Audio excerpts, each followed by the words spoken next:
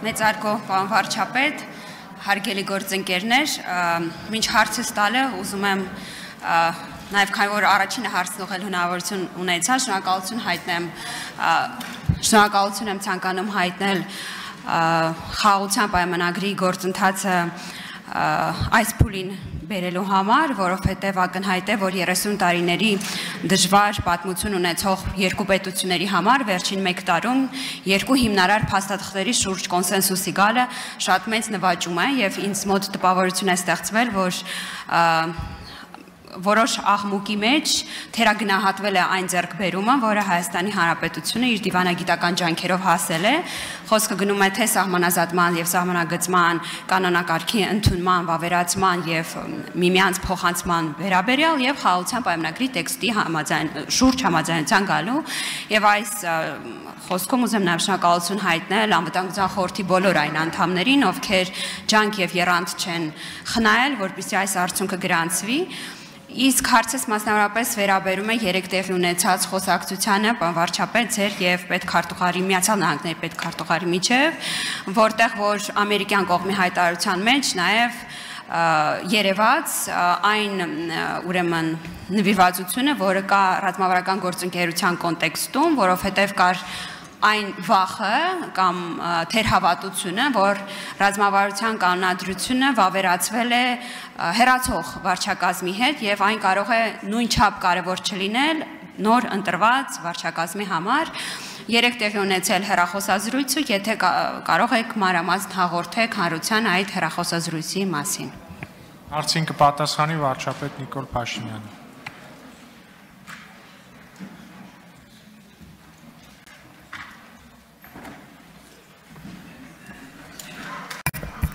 Շնորհակալ եմ Տիկին Ղազարյան հարցի համար։ Ներողություն։ Հեռախոսազրույցի ըստ էության առաջին արձանագրումը մեր երկրների միջև ռազմավարական գործընկերության նկատմամբ վերաբերմունքի հետաքրքրության վերահաստատումներ եւ արձանագրումը, որ այդ օրակարգը շարունակում է նույնքան հրատապ լինել գործող վարչակազմի համար Միացյալ Նահանգների եւ մեր դեպքում էլ բնականաբար այդ նույն արձանագրումը կար եւ իհարկե երկրորդ հատվածը կամ թեման խոսակցության տարածաշրջանային իրավիճակն է եղել եւ մասնավորապես խաղաղության գործընթացը եւ Միացյալ Նահանգների պետքարտուղարը նույնպես այդ արձանագրումը արեց, որ կարևոր փուլ է խաղաղության համաձայնագրի նախագծի շուրջ համաձայնության գալը եւ նախագծի համաձայնեցման վերաբերյալ բանակցությունները այդպիսով հաջողությամբ ավարտելը եւ երկուսս այն կարծիքին էինք, որ այս արդյունքը չպետք է կորսվի եւ խաղաղության համաձայնագիրը հնարավորինս արագ պետք է ստորագրվի եւ վավերացվի, այսինքն ուժի մեջ մտնի երկու երկրներում։ Ընդհանուր առմամբ սա թերևս այս բովանդակությունը նաեւ արտահայտված է հաղորդագրություններում։ Իհարկե նաև փոխադարձաբար կարևորել ենք եւ արձանագրել ենք, որ առավել եւս այս միջավայրում որևէ էսկալացիա մեր տարածաշրջանում չի կարող տեղի ունենալ եւ պայմանավորվել ենք, որ կշարունակենք բարձր մակարդակի շփումները Հայաստանի եւ Միացյալ Նահանգների միջեւ։ Արձագանք։ Շնորհակալ եմ պարոն վարչապետ տեղեկատվության համար, թվում է թե հանրության ուշադրությունից վրիպեց կամ շատ չքննարկվեց նաև Մարգարայի անցակետի բացման հանգամանքը, ժամանակավոր բացման հանգամանքը, կարող է արդյոք սա որևէ չափավոր լավատեսություններ շնչել, արդեն իսկ զարգացող հայ-թուրքական հարաբերությունների կոնտեքստում, որովհետև կրկին չափազանցրած չեմ լինի, եթե ասեմ, որ վերջին տարիներին ակնհայտորեն